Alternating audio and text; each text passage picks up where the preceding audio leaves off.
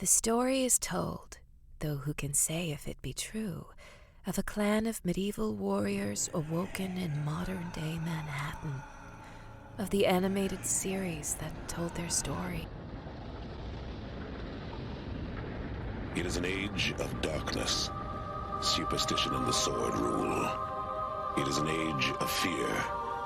It is the age of gargoyles. Welcome to Voices from the Eyrie, a Gargoyles Podcast.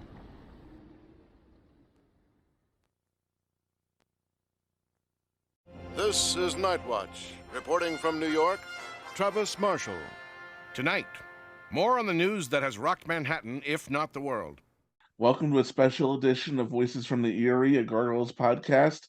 I'm your co-host, Greg Weisman, and joining me as usual is my co-host and partner in crime, Jennifer L. Anderson. Hi, everyone. We're going to be doing something a little bit different today. We're not going to be discussing an episode or doing a deep dive, but we'll get back to that soon. This podcast, the video version, will be available for free on Patreon at Spidey Dude Network because we're going to be showing off some artwork and we want you all to be able to see it. We're playing fair. And if you like it, maybe subscribe and watch the video versions of our other shows. And we're very pleased to introduce the artist for the upcoming Gargoyles comic book, Gargoyles Dark Ages, Mr. Drew Moss. Dun, dun, dun. Hello, Drew. Hello. So, And we're very... oh, sorry. Go on. Intros. You go on. All right, we'll edit this. The video version will be the... Yeah. Yes, Mr. Greg Weisman, the co-creator, supervising producer of the first two seasons, and the writer of the SLG and now Dynamite comic book and upcoming Gargoyles Dark Ages comic book, Mr. Greg Weisman. Hi. You have so many titles. He's probably just going to keep adding to them. Oh, we hope Like so. Pounds. Mm-hmm. Daenerys Stormbringer, Breaker of Chains, this and that. All right, so to begin, Drew. Yes. It's a pleasure to finally meet you. We've been really enjoying the artwork you've shared on social media for the past few weeks, ever since this was announced. And tell us a little bit about yourself, your background with this property. Well, I'm an illustrator. I've been doing comic books since 2003. I've done comics full time for the past 13 years. I don't know. My experience with this series is the cartoon as a young man. My first year of college is when it came out, and I was introduced to it by a really close friend. Got us out of a day of work so we could watch an episode of Gargoyles. But no, when I was asked to do this, I reintroduced myself, luckily because of Disney Plus, and my wife, of course, was also a fan. So we got to re-experience the whole thing. So I think I told you earlier, yeah, every page I do, I get more comfortable, and I'm really, really enjoying drawing these characters. It's challenging at times with the way their features are made up, with the brows and little nuances in their face, but I love making expressions, so they can be very expressive. But yeah, my only real experience is the show. I had never read the old comics, even though they had really great covers. I remember them in the shops, but yeah, I guess that's it. I've been in comics since 1983. Wow. Got me beat. Just by a little bit. He's got to one-up us all the time. Really old. I'm just really old. Like fine wine, right? Yeah. The image behind me is actually from the SLG comics. It was drawn by Greg Weisman, colored by Robbie Bavard, and for years I've said it's the best official art of Demona we've ever seen. But with all this new art, new comics coming out, it might have competition. We've been seeing some fantastic stuff lately.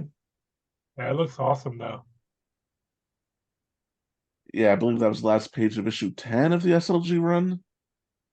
Were they selling prints that big?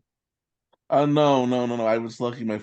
The colorist of this, Robbie Bavard, was a personal friend of mine. He was working at Antarctic Press, and he had access to the original DPI files and Oh, the nice. printer, and he made that up for me.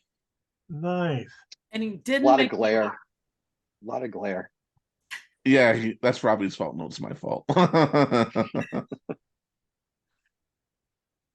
But no, Drew, we're really glad to have you on board. I mean, we've loved everything we've seen so far. We'll cycle back to some of that stuff momentarily, but we can ask you, what is your personal background as an artist? You said you've been into comics and illustration, but what got you started? Actually, when I was younger, I did a lot of architectural and engineering drawing. Got into art late. Even though, as a kid I drew superheroes, but like actually learning, I think in my high school I took every art course from beginning to independent study in 1 year. Because my art teacher liked me so much, and she was Miss Bryant. She was wonderful. And then I went to school, did a little studying there, but I was really resistant to like teachers teaching me as teenagers are wont to be. But then later in life, I just started studying on my own, realizing that just looking at comics isn't enough. Like you actually have to learn about form and structure and composition and light and all these storytelling techniques. So I started hitting cons and talking to people and asking really dumb questions, sometimes shockingly so, to be honest, because the looks I got sometimes with the questions I asked. I don't know if like I was too personal or maybe delved too deep at a comic book convention. But eventually I started getting the information I needed and just self-taught since then. Work really hard. I still study, I still read, I still practice. It never stops. But that's, I don't know, got my real start from Chris Ryle at IDW when he was the editor-in-chief and CCO at the time. And somebody entered a Kickstarter that he had left a reward for. I actually got a phone call from a friend of mine, and he was like, how much would you pay to have the editor-in-chief IDW look at your stuff? And at the time I was like, man, I'm pretty broke, so nothing. Like I wouldn't do that. He's like, well, you paid $100. I did it for you. And 3 months later, Chris contacted me to look at my portfolio, and I was having a baby, and I told him to just skip me because I'm having a baby. And he emailed me immediately and was like, who are you? What do you mean skip you? And he's like, I want to see your stuff right now. So I sent him my stuff, and he was like, you're pretty good. Here's a job. And I got it done in like 2.5 hours. And he was impressed, and we did a book called The Colonized together. It was my first miniseries. And he kind of catapulted he started my career pretty much. Before that, I was just doing bits and pieces here and there, but after that, I just got miniseries. Like with Cullen Bunn, we did like 3 minis. Chris and I did The Crow because of Chris. My relationships that built IDW, I got to do Star Wars. So I've just done a lot. And Copperhead over at Image, that was really fun. That was probably one of my favorite books to do. But yeah, I guess that's a brief history. In a nutshell. In a nutshell. What's your favorite medium as an artist? I try and do everything. I do paint, like I use acrylics. I don't use oils because they take too long to dry, and I just don't have time for that.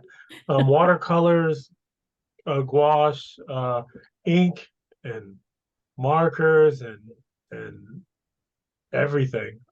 Just like to get in there and just try it all. Yeah, and I try other things too. Just things to keep my mind moving. Like I build guitars, and just because you have to be creative with that too. Like I try and push my mind to keep me active. Um, but yeah, I don't know. I use everything. I do as much as I can artistically. I learned from a friend. He was going to the Academy Art. Now he's a storyboard artist for DreamWorks, and before for Marvel. He told me at a young age, like, you need to do everything if you want to get better. You can't just do one thing. The other things help your one thing. So do everything from photography, sculpture, painting, everything. Because it all helps the thing you're trying to do. So yeah, I've applied that. So yeah, I don't know. My favorite, I guess, right now is ink and watercolor and acrylics. Those, I blend those together. So that's my favorite thing. Fantastic. We'll definitely link to your Instagram account in the show notes. Oh, that would be amazing. Thank you. All right, and this is coming out a few days before issue 6 comes out, and I understand that the final order cutoffs for issue 7 and Dark Ages issue 1 are coming up as well. And Vincent Foss asked us to bring that up because we want to get as many orders for this thing out as possible. We've got that new we've got Dark Ages coming up, and we've got issue 7, which brings back Demona coming up. And but Jennifer and I got an early look at issue 6, which concludes the first half of the year for Gargoyles, the first half of here in Manhattan. And we're not going to spoil it this time, spoiler free, since this is coming out a little bit earlier than usual. But I thought the issue was fantastic. I thought it was a real Lamb story. Yeah, there's a lot going on, and I thought it flowed really well, and I just liked the end a lot. Me too. But it's like, once you can't just like go, I'll just look at one page and put it down and I'll come back to it. No, yeah, once I open it, I gotta read the whole thing. It's gotta be right now. But so it keeps you going, keeps you. There's a lot going on. And it's not just reading it once.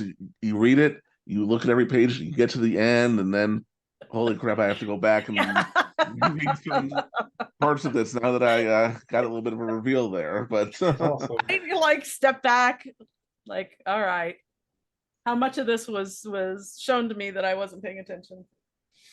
Yeah. And Greg, this is something I said to you in an email about this, but I really think at this point, I mean, I know we've talked in the past about how 3 issues added up to one quote unquote episode. That seemed to be the case throughout most of SLG and for the first story here, but not so much in Bad Guys. But now it feels like, especially with the way this is flowing and how it's paced, you've broken through that.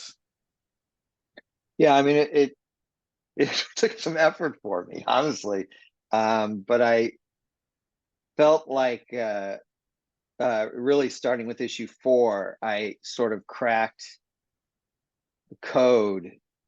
And this sounds so dumb, but it's just that I started in comic books. That's where I started, but I've been doing television for so long that I just was locked into this 3-act structure. And so even though a show like Young Justice or the first 3 issues of this Gargoyles book were very much part of a continuing ongoing story, it still very much felt like issue 1 was act 1 of the first episode. Issue 2 was act 2. Issue 3 was act 3. But finally with issue 4, I feel like, okay, now I'm back to writing comic books again. I'm not just translating television ideas into a different medium. I'm actually writing for that medium. And so I'm feeling really good about, and I don't want to make it sound like, oh, I didn't like the first 3 issues. I did. I was really happy with issue 1, and I thought it all played out pretty well. But 4 is when I felt like, okay, now we're hitting the ground running. And I just am very pleased with how 4, 5, and 6 have turned out. The audience, your audience, hasn't seen 6 yet, but we have, and I'm pretty damn happy about it. I've written the script to 7, and George is drawing that now. And I literally today finished my first pass on 8. I have to do a proofread. I have to, do a little revision and proofing on it. But I finished my first pass on 8, and I'm just feeling really good about how this all is playing out, and feel like we've got a good plan all the way through 12, which is where Here in Manhattan ends, and that's good. And then simultaneously, 4 and with Drew, Drew's still got a couple pages left to do on issue 1. You can tell he's working on it now as we speak. I am working on it now. But I've written the script to 2, and you're muted, Jennifer. Did you want to be muted? Because you seem very voluble. Oh, sorry. There you go. I don't know what's going on. You seem very enthusiastic. I'm trying to said. All right. Continue. And so, I just feel like we're really sort of rolling on both books now, and I feel just so psyched about it, and I hope that comes through. I know the art on both books is fantastic, but I hope that it comes through in the writing as well, that we're just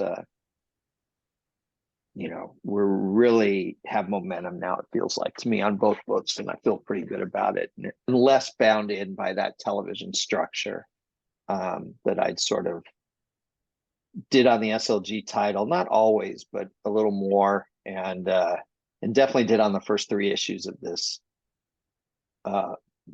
title. But I don't feel like I'm doing that anymore. I feel good about how we transitioned. All right. Well, here's something that we can talk about, a little piece of artwork from issue 6. And the reason why I feel comfortable about that is because George showed this off on Twitter about a week ago, and let me bring it up.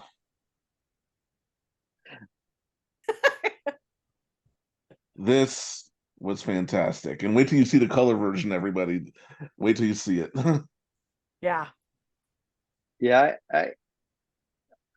I'm not always thrilled when I get scooped, when the book gets scooped. Right? We're like, okay, that's a major spoiler, but all right. It is absolutely a fantastic double page spread. I think it's terrific, and I love what George drew. I'll admit I probably would have preferred it to have the shock value of people opening the book and turning to those pages than showing it on Twitter or something like that. But that's what I'm known for being sort of spoiler averse. Well, definitely brought a lot of conversation. Like, he posted that, and we all went nuts, like talking about the bits and pieces that we were seeing here. Yeah, absolutely. And that's the thing, it's always that tension between publicizing a book and not spoiling it. And I always lean on to one side, and that's not necessarily the best side to lean on for the good of the book. Hopefully, once you see it colored and lettered, there's still enough surprises in it that you're not totally scooped. But I sure love how it looks. I'll say that much. I think it's great. Ditto. Ditto. Looks fantastic.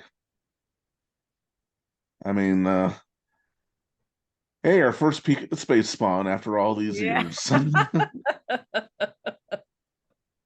Which is, I think, what I pretty much screamed about that.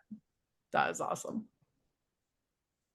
And this little splash here of the USS I'm Nashville. gonna say, because I can't help myself, you don't know that that's the space spot. No, but again, like I said, we lost it with the speculation. Just like I mean, yeah, we did. So what you're saying is, don't put that on the Space Spawn Scarred wiki page after the issue comes out. Is that what you're saying? Well, I mean, you can't be sure. All you know That's is true. it's a flying saucer. Tis true. That is quite true. But you do get to see the Eyrie Pyramid there. Yeah. In which takes it out of it just being part of Puck's vision. So that's now it is. information. And the USS Nashville, which confirms several theories on where Nashville got its name from, which is really cool. I mean, I remember when he first revealed the name on Ask Greg back in 97 or 98, people thought he was named after the city. He was not named after the city. I wonder what Nash would think about people thinking he was named after the city.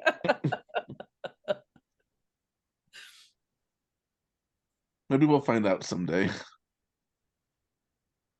I hope so. Yeah. All right. But no, it was a fantastic issue, full of surprises, plays on words, which I really like, which again, we talked about this a little bit before, but you dangling things in front of us for multiple issues and nobody's seeing it. Fans speculate on that. You'll find out when you read the issue. Yeah. And on that note, we're halfway through here in Manhattan, and we know you're not going to spoil, but we can tease. What do we have to look forward to in the second half? Well, there's an attack on Rikers Island coming. There is a hearing to educate whether or not Goliath has constitutional rights or not. There is the return of Demona in issue 7. And more. And things and stuff. Things and stuff. It's all very exciting. And I think it really redefines the Gargoyle, or by the end of the 12 issues, will redefine the Gargoyles, the clan's role in Manhattan. Our first 12-issue arc, which was in the SLG comics, was called Clan Building, and that was about building the clan back up to twice the size it was in the TV series. And now here in Manhattan has been about defining what the clan's role is in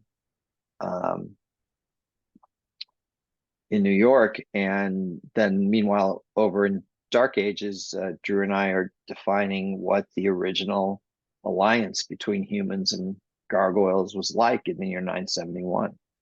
So these are, for the series, we're really trying to make for I should say, for the property, for the Gargoyles universe as a whole, we're really trying to make all these books count and really matter, and really try to define big pieces of the continuity of the legacy of it. We're not doing throwaway stories here. These are big sweeping arcs with a lot of cool shit happening. I think that's the goal anyway. So Drew, how have you been liking designing some new gargoyles. Oh, it's been awesome. It's the aesthetic's already set, so it's kind of easy. I kind of took a break from comics the past few years, and I've been doing a lot of TV and video games and board games and character designs for those things. So doing designs for Gargoyles, it just kind of transitioned really easy. I was doing a lot of turnarounds for like I can't even say. See, the spoiler thing. It's like working with video games and movies and TV and stuff. You sign an NDA, and it terrifies me. So, like even the stuff I shared with Gargoyles, I made sure that it was not spoiling anything.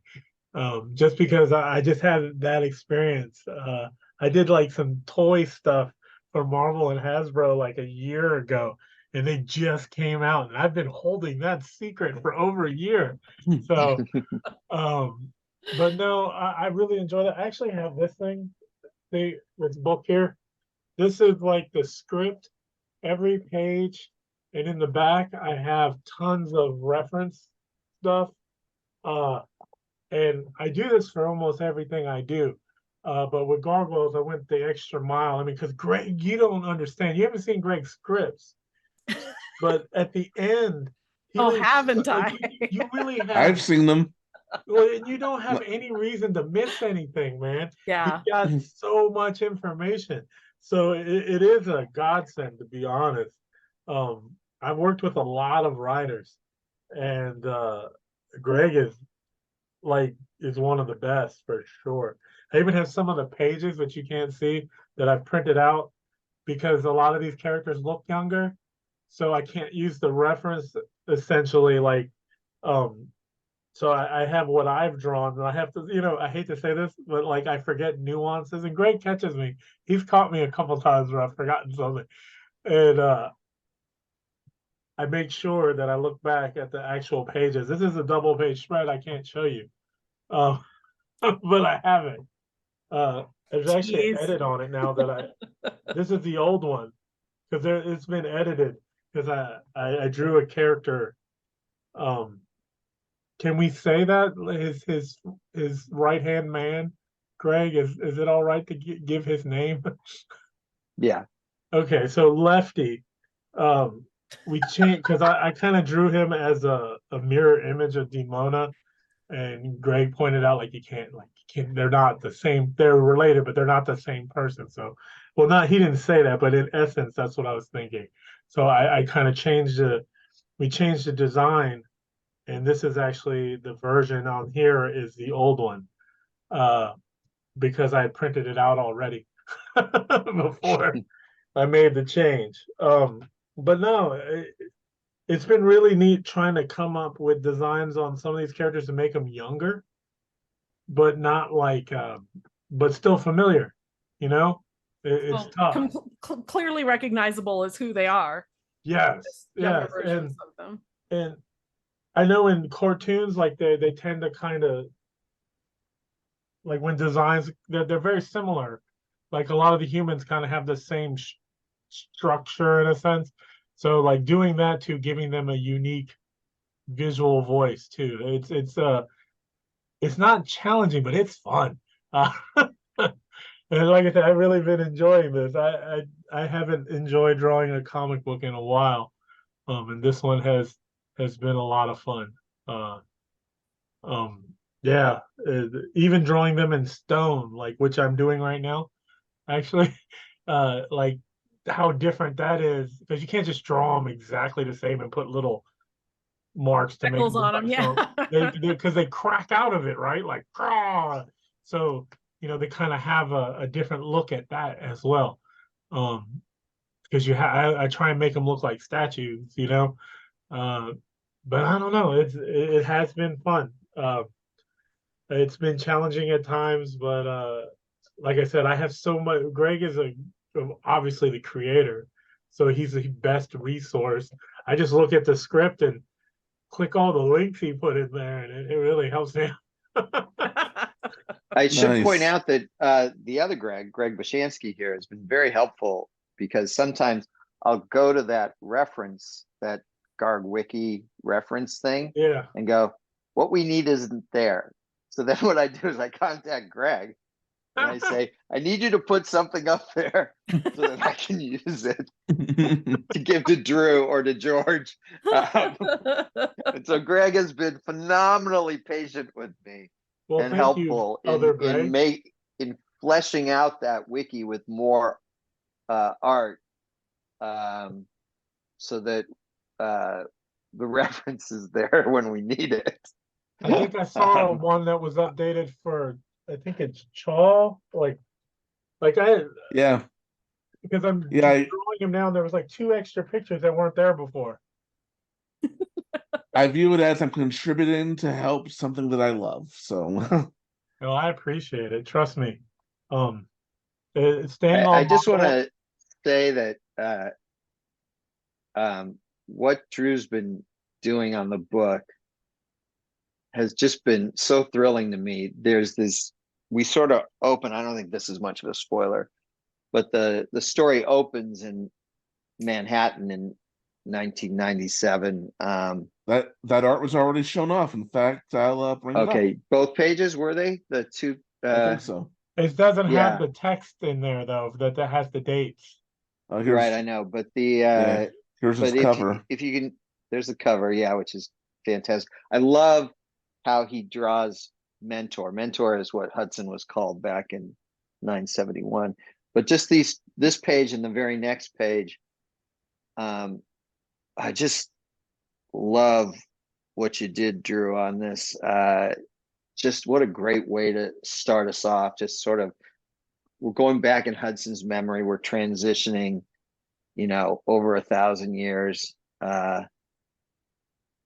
from one version of the character to another. And I just love, I mean, he's the lead. I love how Drew draws Mentor. I just love it.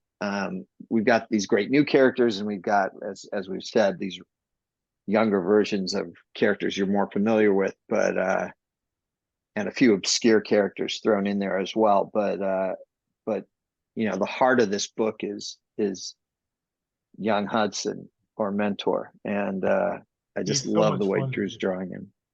Yeah. I think he's my number one guy, like, to draw. At least the one I'm most comfortable with. To be honest, Goliath right now, like, there's like a stigma with me. It's like Superman, right? You draw Superman, people immediately say, "Oh, that's a good or a bad Superman." There's no middle Superman. So Goliath's like that to me. Like, either you draw him right or you don't. And I have to draw a younger version of him. But still, I'm getting better at it. But Mentor was just like, because I know them by the old names better than I do the current names, because in the script they're all referred to in their old names. And Mentor is the most frequent I draw, but also the most comfortable. Maybe it's his stocky proportions. I don't know. I always got to remember to do the tail though. Sometimes I forget. Take a look at this big splash page. Yeah, Yeah, we lost it on this one too. Mm-hmm. that is the unedited one. We changed that one.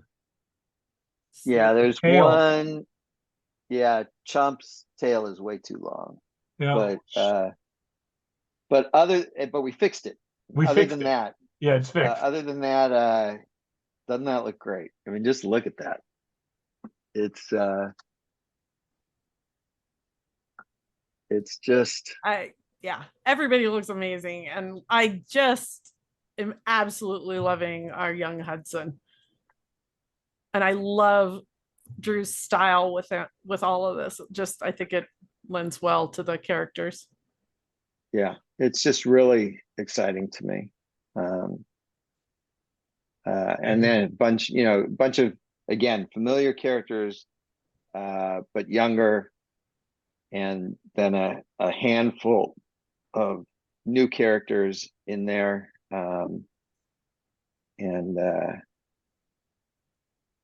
and a couple of old characters, but pretty obscure ones you can see there as well. I like drawing the little ones, which you haven't seen yet, but the little ones. Yeah. The hatchlings. Yes.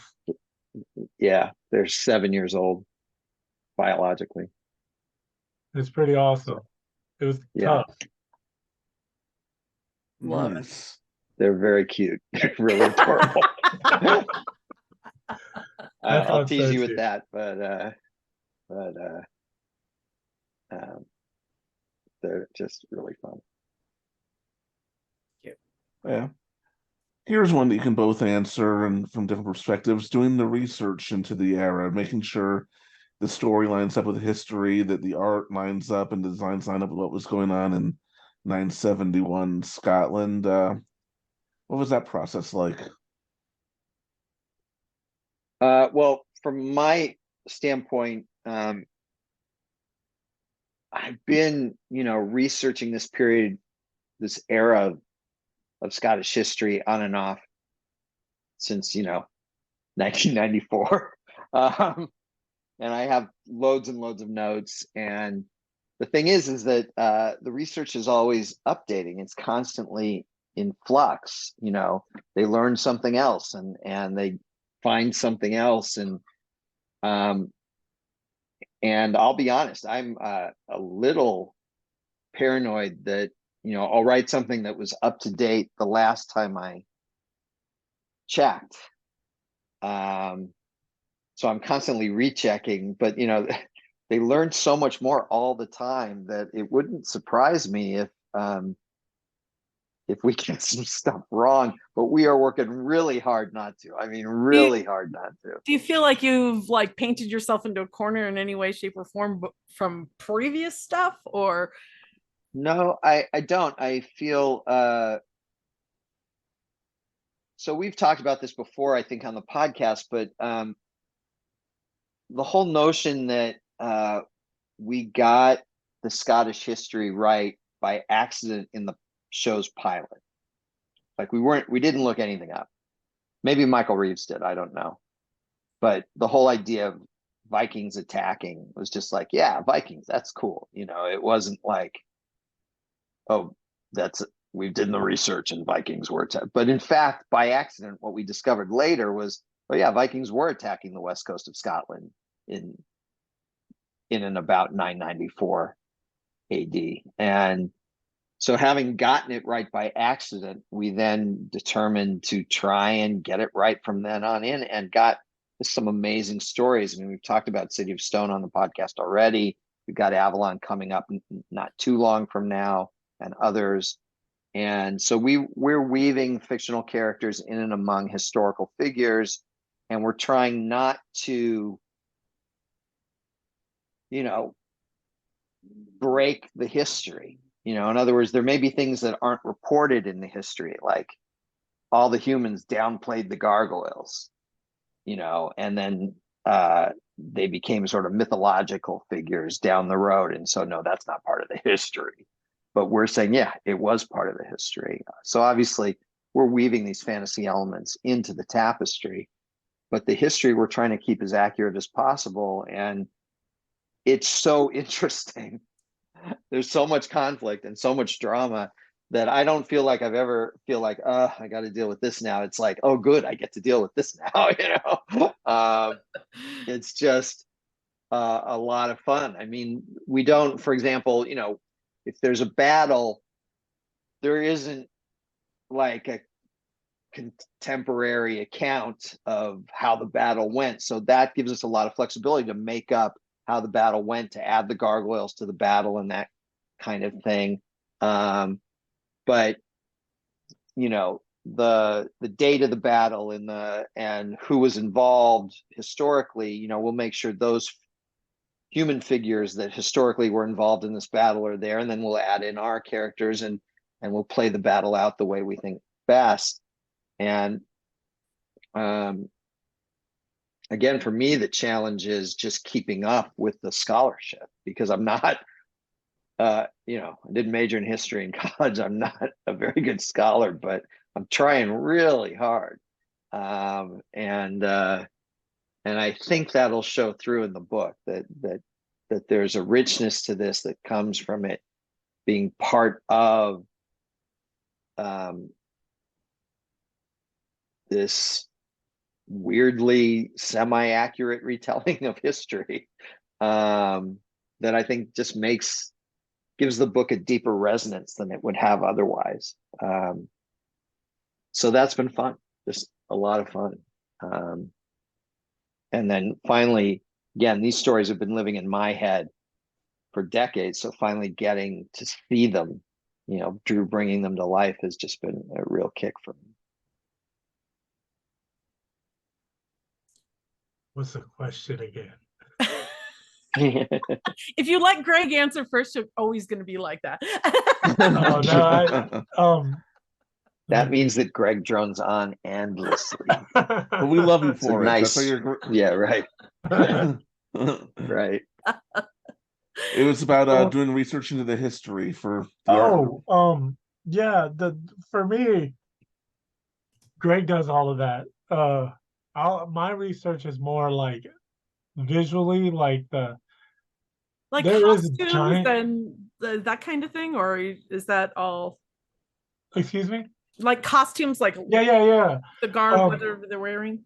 There's this giant battle, and I wanted to visually separate the armies, but also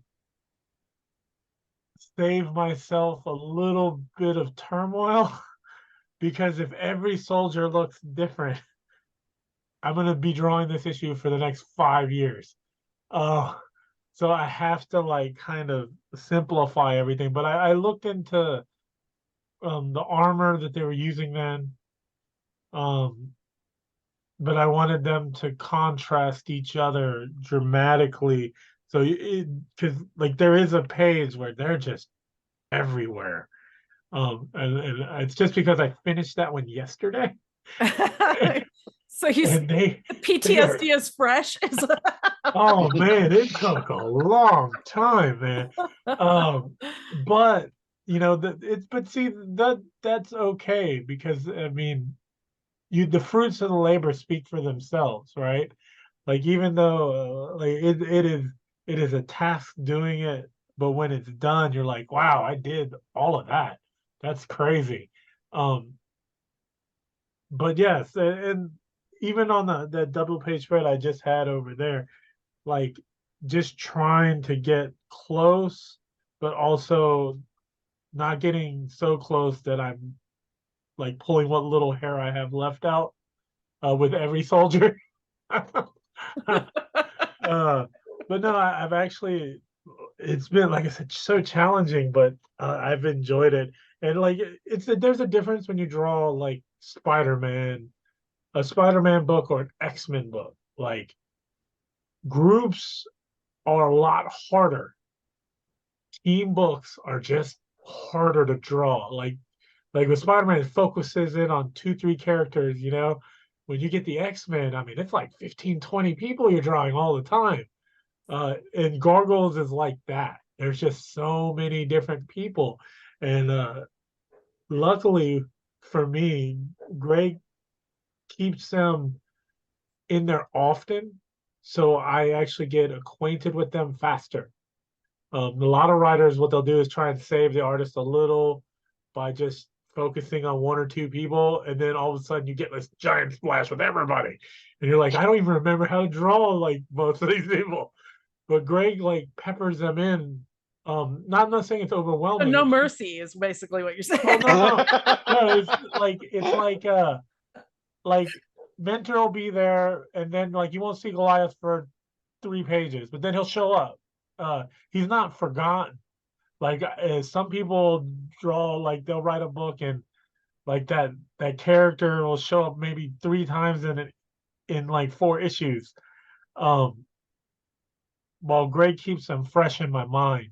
It's not like he has 10 people having a conversation. It's more Mentor and is having a conversation with Goliath, and then Kenneth and Malcolm are talking, but they're not so separated that I forget what Malcolm looks like, and Kenneth or Robert, like they're all kind of fresh to me all the time. And I've been trying to draw this like sequentially. Usually I hop around. I might do page 1, I might do page 6.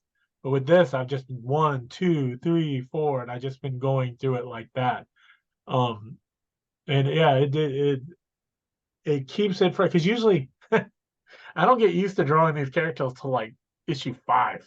And then by the time I'm used to it, it's over. Like I don't have to draw anymore. I'm like, dang, I just got used to these people. But with this, I think I'm getting pretty used to it. It's like I said, Demona, everybody, God, I can draw them all, and most of them from memory already, which is kind of insane for me. Nice. And Greg, you mentioned in an interview before that there are going to be prose stories attached to this.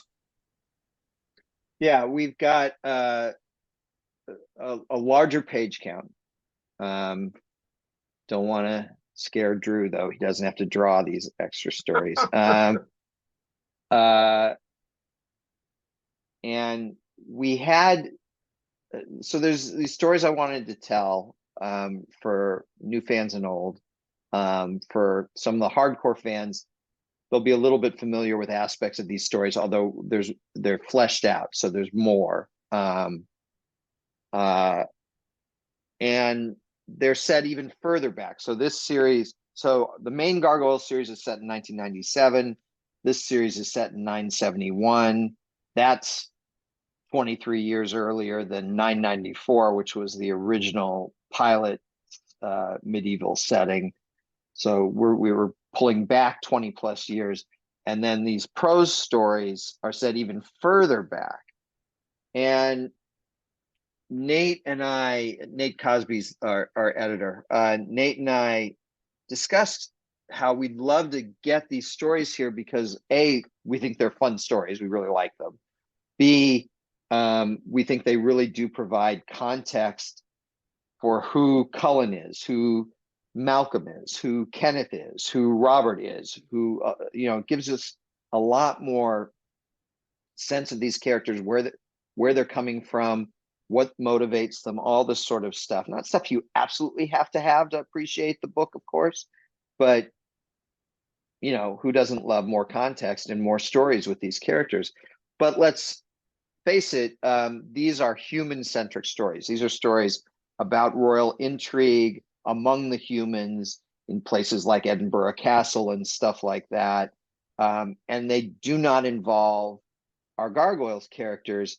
And I don't know if you've noticed, but the title of the book isn't Humans, it's Gargoyles. So we just felt that economically, a great way to sort of add value to Dark Ages without adding a ton of cost would be to do these as prose stories. So in the back pages of the book, after you get the big, story that I wrote and Drew drew. Yeah. You've got some added value, and that will include these prose stories. We're also including back in the 90s when we were making Gargoyles, the idea of Gargoyles: The Dark Ages was something that we pitched to CBS as a spin-off prequel series for their Saturday morning lineup, which they didn't buy, which at the time was a big bummer. Now it's like, okay, cool. They didn't buy it, so we can do it here. But back then for that pitch, the late, great Dave Schwartz drew a number of just gorgeous pieces of art, which I think, Drew, we sent to you as well, just they're to help wonderful. with reference. And Dave just drew this gorgeous stuff that was all for, internal use. And so I've shown it to some of the fans. I know you, Greg and Jennifer, I know you've both seen it, but most of the fans haven't seen it. And so we're going to show that art across the 6 issues as well in those back pages. And just again, think of it as added value, and I'm pretty thrilled that we're getting to do these stories and making them canon and official. But I totally get that, Dynamite doesn't exactly want to do a book that's just about humans and don't have any gargoyles in it. So this was a great sort of compromise, I think. Nice. And we've got one more piece of artwork to show off. This isn't from Dark Ages, but a few days ago, George Comedeus shared this piece that he was working on. Yeah, that's I'm guessing that's from issue 7. Oh, the fandom went nuts seeing this also. I mean, granted, we've seen her transform in the show several times, so there's really no new story content there, but it's been a very long time since we've seen her. We haven't really seen her post Hunter's Moon, except for that one page in SLG, and then a flashback story with time travel to 997. So it's her big return after 27 years. And I've told people early on that if anyone else had been writing this book, she would have been in issue 1 from the get-go, and she would have probably been overused. You made us wait, and that is perfect. You're telling your story the way you see fit, and I like that you don't just shove things in there for the fan service. Well, I try to do a lot of fan service, if we're being honest. I mean, Felice's Meats returns in issue 6. There's a lot of Easter eggs from the old series throughout, but Demona, of course, is something pretty special. I mean, even Xanatos, I waited till the end of issue 2 to bring in, Thalog, the end of issue 1. These are some special characters, and Demona in particular.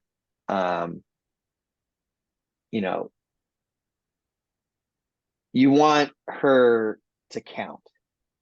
You want her to matter. You don't want her showing up just so that I can say, hey, look, Demona's in the book. You want it to really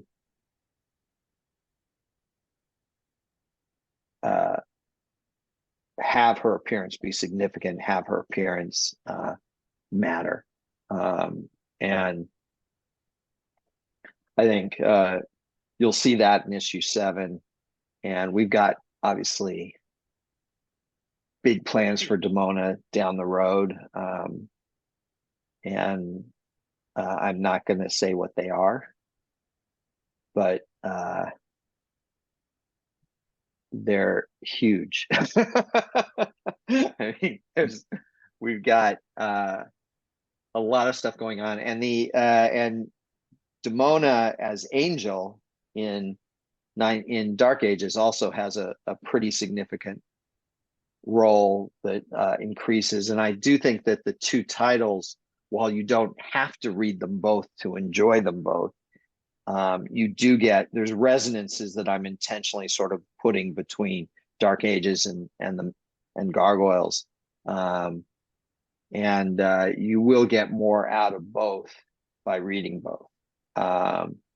And so I hope, frankly, I hope our fans are pre-ordering these, because what we've learned is that it's the pre-orders that really matter. I mean, obviously, we want you all to buy the books and stuff, but going to your stores or websites or whatever and pre-ordering, that's what's driving print runs, and that's how Dynamite knows that the book is doing well. So, waiting to sort of walk in the door at some point and going, oh yeah, Gargoyles, let me grab that title. That's great. I'm not knocking it, but let's be honest, it just helps more if people pre-order. And for the book to continue, we need those pre-orders high. I'm not worried. We're on track through 12 of Gargoyles. We're on track through all 6 issues of Dark Ages. I'm not worried about getting cut off, but I want to keep going. obviously. And in order for that to happen, we need to keep those sales at a level. No one expects every issue to sell as well as issue 1 did, obviously, but they need to stay up there so that Dynamite feels like, okay, it's not attrition. We're not falling away. We're still here. And so having Demona here, I mean, obviously she's a marquee character, but I also think you'll see in that issue that she has plans, and they're going to be a lot of fun, dangerous fun. Excellent. And you mentioned the pre-orders. I've got some dates here that came from Vincent Faust. Gargoyles issue 7 with Demona back is due out in stores June 28th. Final orders from retailers will be due June 5th.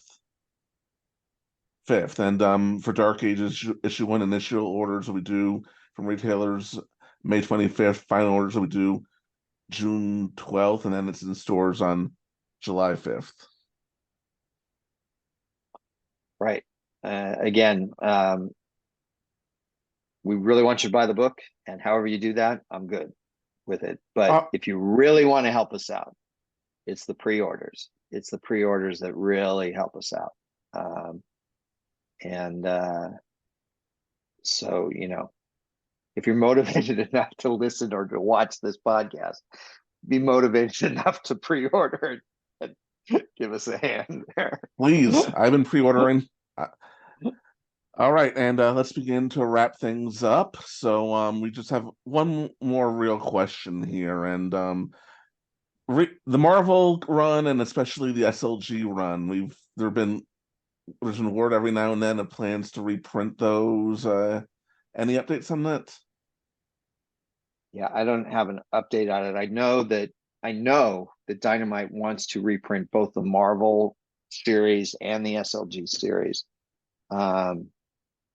But I don't have dates on any of that yet.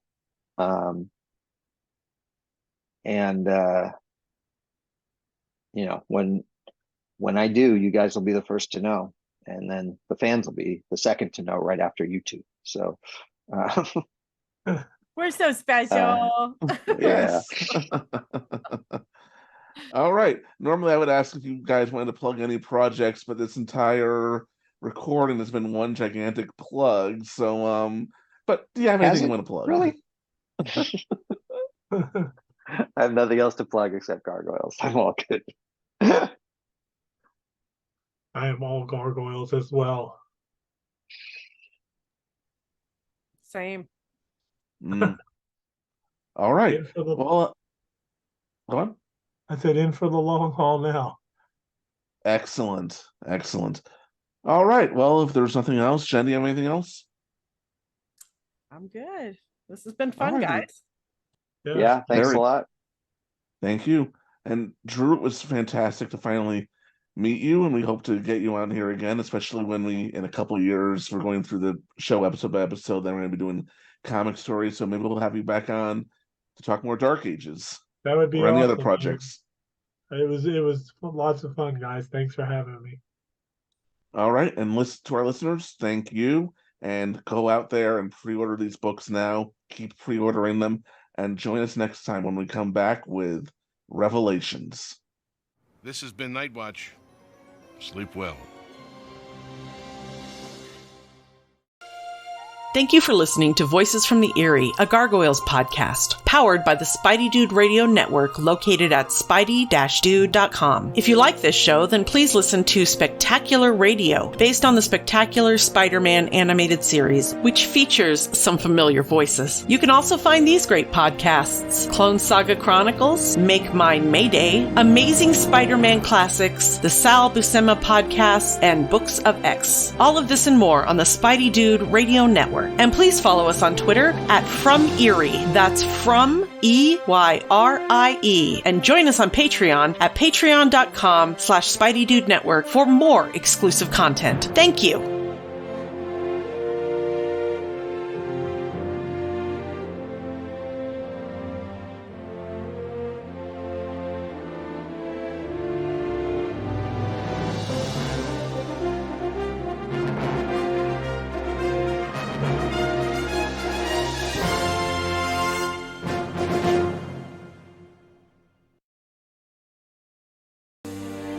Demona.